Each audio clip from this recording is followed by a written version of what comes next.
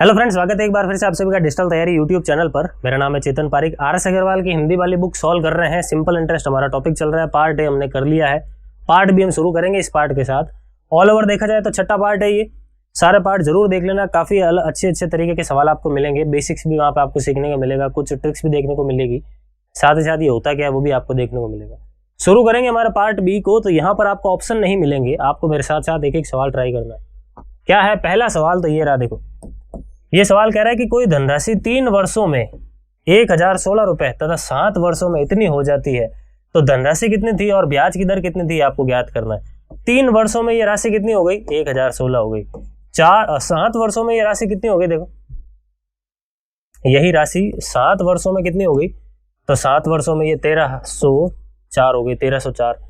तो बीच में इन 4 वर्षों के गैप में, ये जो बीच में 4 वर्षों का गैप आ रहा है, इस दौरान कुछ ना कुछ ब्याज ऐड हुआ है। ये ब्याज कितना है? इसमें से आप इसको माइनस कर लो। तो 1304 में से या 1304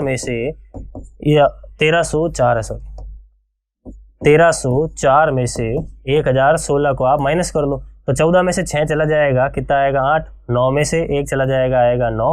2 में से 0 चला जाएगा, कितना आएगा? 2। यानी कितना आ रहा है? 298। ठीक है, ये 298 जो ब्याज है ना वो 4 सालों का ब्याज है। 4 साल का ब्याज है, इसका मतलब 1 साल का जो ब्याज है वो कितना होगा? तो जो 1 साल का ब्याज है वो होगा, हम यहाँ पर 4 का इसमें डिवाइड लगा लेते हैं।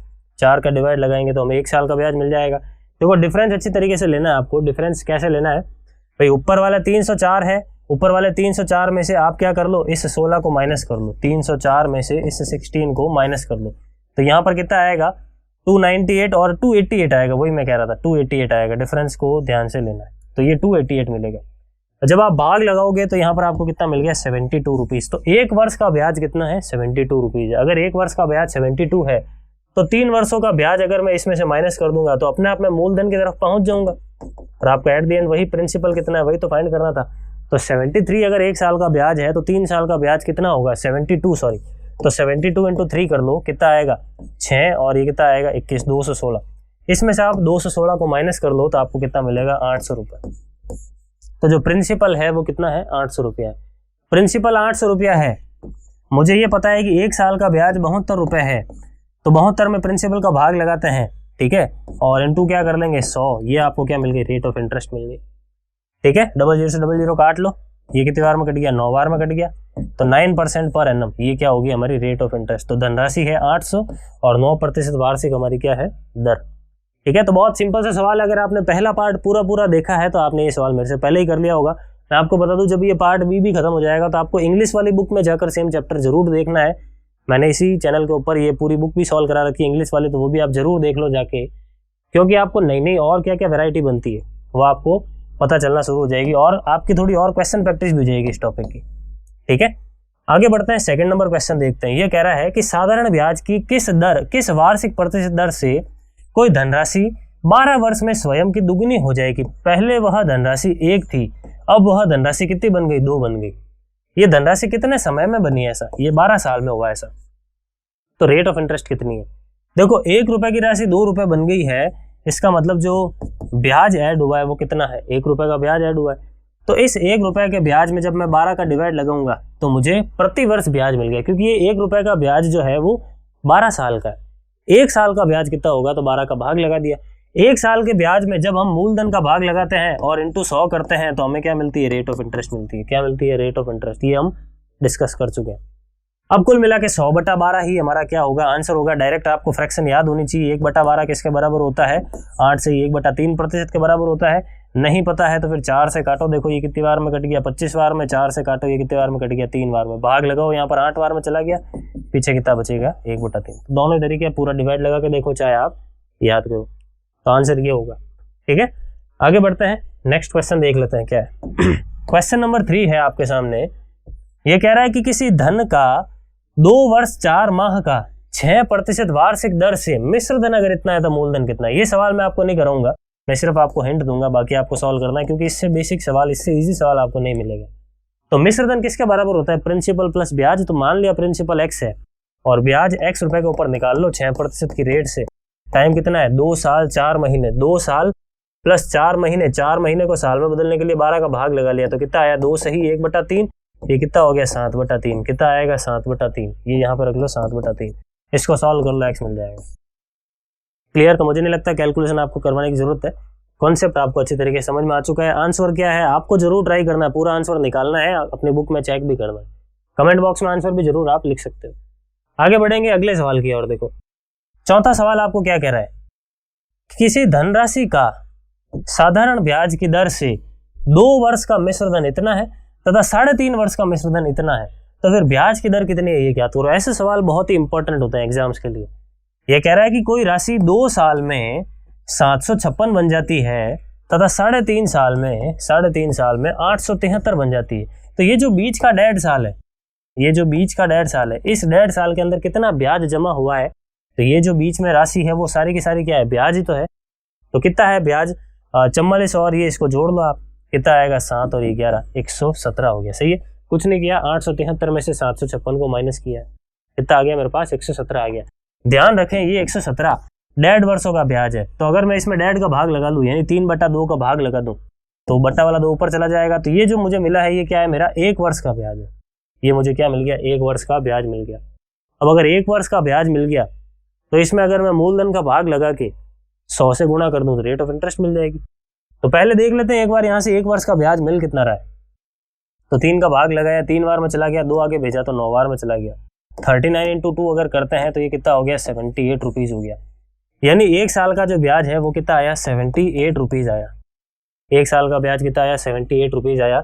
78 × 2 कर लो तो 2 साल का ब्याज आ जाएगा, और वो 2 साल का ब्याज अगर आप इसमें से माइनस कर लोगे तो ये मूलधन कितना था पहले ये आपको मिल जाएगा। ठीक है, तो एक बार ये पूरा मिटा रहा हूं मैं। अब इसमें से मैं क्या कर रहा हूं कि 756 में से 78 का डबल माइनस कर रहा हूं। 78 का डबल कितना आएगा? देखो 80 का डबल कर लो कितना होता है? 160। 160 में से 4 को घटा लो, कितना आ गया? 156। ये लो कितना आया? ये 600 आया।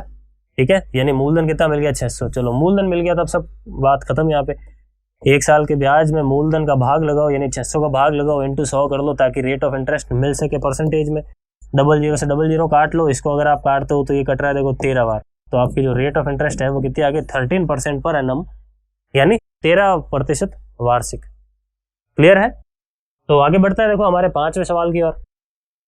5वां सवाल क्या कह रहा है? देखो ये कह रहा है कि कोई व्यक्ति 3,75,000 रुपए की राशि अपने पुत्र तथा पुत्री में जो 12 वर्ष और 14 वर्ष के हैं में इस प्रकार बांटता है कि प्रत्येक को जब वे 18 साल के हो जाएंगे जो 5% वार्षिक साधारण ब्याज की दर से समान धनराशि मिलेगी, तो फिर प्रत्येक का भाग कितना है ये आपको ज्ञात करना है। भाई एक जो लड़का है वो 12 साल का है और एक जो लड़की है वो 14 साल की है। एक जो लड़की है वो 14 साल की है। दोनों जब ये 18 साल के होंगे, ये दोनों जब 18 साल के होंगे तो इसका मतलब इसके पास जो भी पैसा इसको मिला वो 6 साल के लिए रहा, और इसके पास इसको जो भी पैसा मिला वो 4 साल के लिए इसके पास रहा। तो ये कह रहा है कि जो भी राशि अपनी अपनी इनकी बनने वाली है आपस में वो इक्वल है, दोनों का मिश्रधन अगर इक्वल है तो फिर किसको कितना रुपया दिया गया ये आपको ज्ञात करना है। तो मान लो इसको x रुपया दिया गया तो फिर इसको कितना दिया होगा? 3,75,000 माइनस x रुपया दिया गया होगा। देखो आई बात समझ में?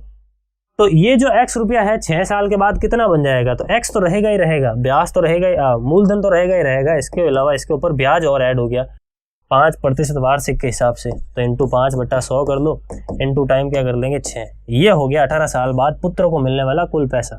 ये बराबर होगा किसके बराबर होगा? इसके ऊपर जो भी ब्याज मिल रहा है और इस मूलधन के खुद के बराबर। तो 3,75,000, ठीक है, 3,75,000 माइनस x और प्लस इसके अंदर क्या होगा? ब्याज ऐड होगा 4 सालों का। ठीक है, तो 4 साल का ब्याज,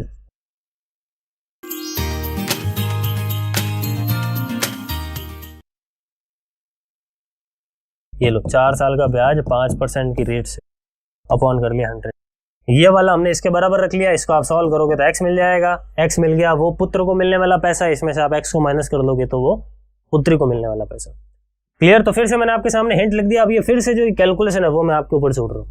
ठीक है, कैलकुलेशन वाले पार्ट के लिए यूं नहीं सर आप कैलकुलेशन करा ही नहीं रहे हो, आधा सवाल छोड़ दिया आपने, ऐसा नहीं है। क्योंकि हम शुरुआत से एक एक सवाल मैंने आपको कराया, तो 2-3 सवाल अगर मैं आपके लिए छोड़ता हूँ तो आपको जरूर करना है, आपके लिए होमवर्क है।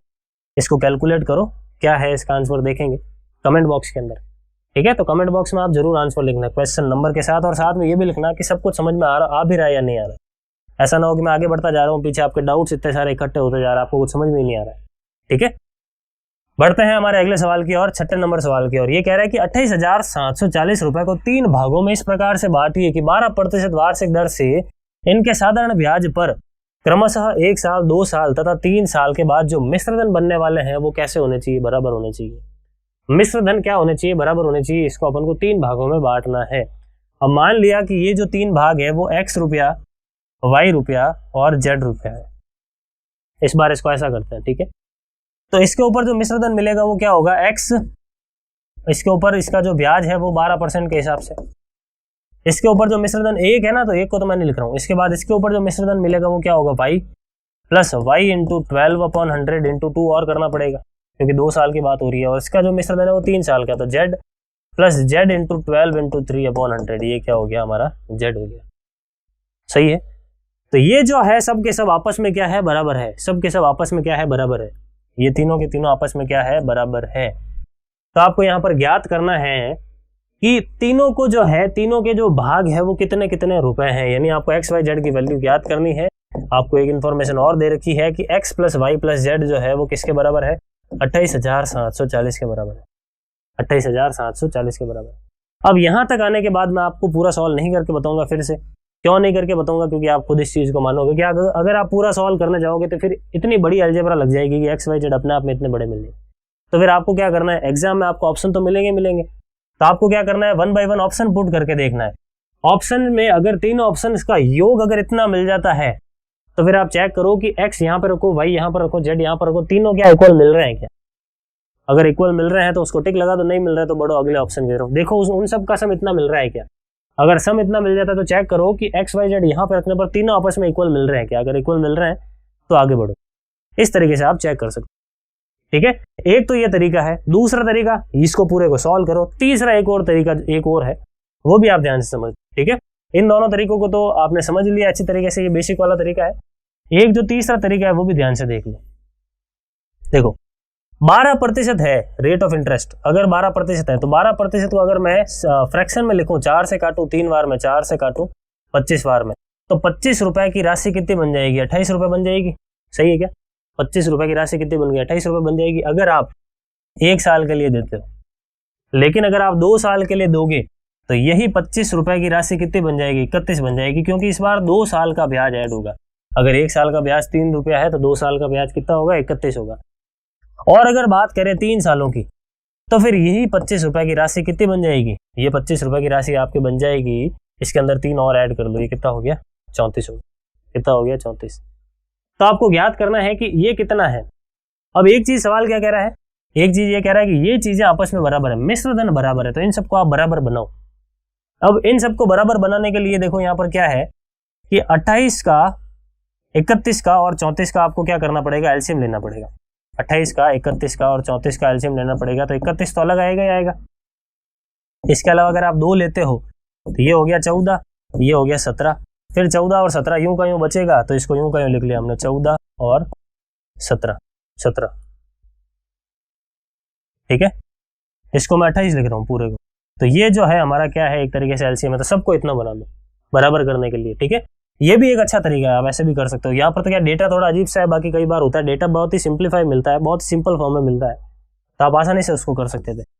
तो 31 इंटू 28 इंटू 17 मुझे इसको भी बनाना है, इसको भी मुझे क्या बनाना है, 31 इंटू 28 इंटू 17 बनाना है, और इसको भी मुझे क्या बनाना है, 31 इंटू 28 इंटू 17 बनाना है। ये रेशियो मेथड वाला मेथड है, ठीक है। इसको आपने किससे गुणा किया, 31 इंटू 17 से गुणा किया, तभी ये पूरा बना। तो इसको भी आप कर लो, 25 इंटू 31 इंटू 17, ये हो गया पहला भाग। अब यहाँ पर आपने किससे मल्टीप्लाई किया, 28 इंटू 17 से, तो इसको भी कर लो आप। यहाँ पे लिख रहा हूँ 25 इंटू 28 इंटू 17। इसको आपने किससे गुणा किया, तो इसको आपने गुणा किया 31 इंटू 14 से, क्योंकि 17 इंटू 2 ये हो गया, इसके अंदर 2 छुपा है ना, 17 इंटू 2, तो ये तो 34 हो गया। पीछे क्या है देखो, ये बचेगा 31 इंटू 14, तो इसको गुणा कर लो आप। तो ये कितना हो गया, 25 इंटू 31 इंटू 14। ये रेशियो मिल गया मुझे, ये रेशियो मिल गया तीनों के तीनों मूलधनों का। इन रेशियो के अंदर आप इस राशि को बांट लो, तो आपको एग्जैक्ट जो वैल्यू है, एग्जैक्ट जो मूलधन है वो मिल जाएगा। फिर से कैलकुलेशन पार्ट आपके ऊपर है। तो तीनों के तीनों टाइप आपको अच्छी तरीके से समझ में आ चुके, तीनों ही मेथड अच्छे हैं। सबसे बेस्ट कौन सा रहेगा? ऑप्शन वाला रहेगा। आपको बिल्कुल भी कैलकुलेशन नहीं करनी है तो आप ऑप्शन से इस सवाल में जा सकते हो। ऑप्शन फिलहाल है नहीं, इस वजह से मैं आपको बता नहीं सकता, नहीं तो अपन कर लेते हैं। ठीक है, आगे बढ़ते हैं। देखो नेक्स्ट सवाल देख लेते हैं क्या है। 7वां नंबर सवाल क्या कह रहा है आपको? ये कह रहा है कि किसी राशि का साधारण ब्याज से 3 वर्ष का मूलधन कितना है? 9,440 रुपए है। यदि ब्याज की दर को आप 25% बढ़ा देते हो तो उतने ही समय में आपको जो राशि मिलने वाली है वो कितनी हो जाएगी? 9800 रुपीज हो जाएगी। तो फिर वह राशि कितनी है और ब्याज की दर कितनी है, दोनों ही चीजें आपको ज्ञात करनी है। देखो, तो मान लिया राशि x थी, वो राशि कितनी बन गई? वो राशि बन गई 9,440 3 वर्षों में 8% रेट से। लेकिन वही राशि आप चाहते हो कि 3 वर्षों में 9800 बन जाए, तो आपने क्या किया? यहाँ पर रेट ऑफ इंटरेस्ट को बढ़ाया है। कितना बढ़ाया है? 25% वृद्धि कर दी है। तो 25% कितना होगा? r का r/4 होगा, इतनी आपने वृद्धि कर दी है। तो वृद्धि करने की वजह से ही ये कितनी बन गई? 9800 बन गई। तो ये 9400 है, ये 9440 है, ये 9800 है। बीच में ये जो आ रहा है पैसा, एक्स्ट्रा पैसा आ रहा है, 360 रुपए एक्स्ट्रा आ रहा है। ये 360 रुपए एक्स्ट्रा क्यों आया है? क्योंकि आपने यहाँ पर x रुपए के ऊपर ब्याज एक्स्ट्रा जोड़ा है। कितना? r/4% के जितना ब्याज आपने एक्स्ट्रा जोड़ा है। तो r/4 इंटू 100 और कर लेंगे यहाँ पर, ठीक है, इंटू 3 भी यहाँ पर और हम कर लेंगे, क्योंकि 3 वर्षों की बात हो रही है यहाँ पर। सही है, तो एक इक्वेशन हमें ये मिल गई। देखो यहाँ तक आने के बाद आप क्या कर सकते हो? फिर से ऑप्शन पुट करके डायरेक्टली कर सकते हो। मैं आपको बता दूं, आपको स्मार्ट वर्क तो करना ही पड़ेगा अगर आप कंपटीशन की तैयारी कर रहे हो। फिलहाल ऑप्शन नहीं है तो मैं आपको तरीका बता देता हूँ और पूरा देख लेते हैं इसको क्या करना है आगे। तो 3 से जब आप काटोगे ये 120 मिल गया, ठीक है।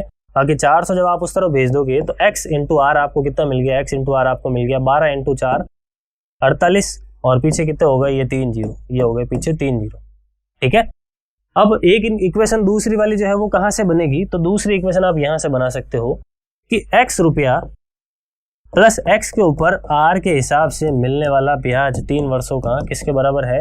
9440 के बराबर है। इसको एक बार और आप सॉल्व कर सकते हो और आप आगे बढ़ सकते हो। एक्स आर की वैल्यू कितनी है? देखो 48,000 है, ये यहाँ पर रख लो, ठीक है, ये कट गया। इसके अलावा 3 से इसको गुणा करो और इसमें से घटा लो, आपको क्या मिलेगा? एक्स मिलेगा। तो 94 यहीं पे देख लेते हैं, इसी में डायरेक्ट लिख लेंगे,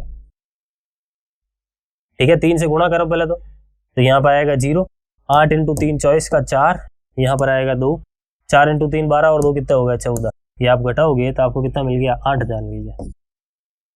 कितना मिल गया? 8,000। यानी मूलधन कितना है? 8,000 है। अगर मूलधन 8,000 आप इसमें भाग लगाओगे तो आपको रेट कितने मिल गए? देखो 6% मिल गई। ये एक्स जो है ना इस तरफ चला जाएगा, भाग में चला जाएगा, 48,000 बट्टा 8,000 कर लोगे तो कितना मिल जाएगा? 6%। तो ये मिल गया आपका एग्जैक्ट आंसर भी। और आप बचना चाहते हो कैलकुलेशन से तो फिर आप यहीं तक पहुंचने के बाद एक बार ऑप्शन जरूर अप्लाई कर लो, क्या पता ऑप्शन से काम हो जाए, नहीं तो फिर सॉल्व तो करना ही है, ठीक है। तो ये था हमारा पार्ट नंबर बी में पार्ट पहला, जहां में हमने 7 तक के सवालों को किया है। अब बाकी के जो बचे हुए सवाल है, लगभग 8-9 के आसपास सवाल कुछ और बचे होंगे, तो वो हम करेंगे नेक्स्ट पार्ट के अंदर। आप बने रहिए, मिलेंगे नेक्स्ट पार्ट के अंदर।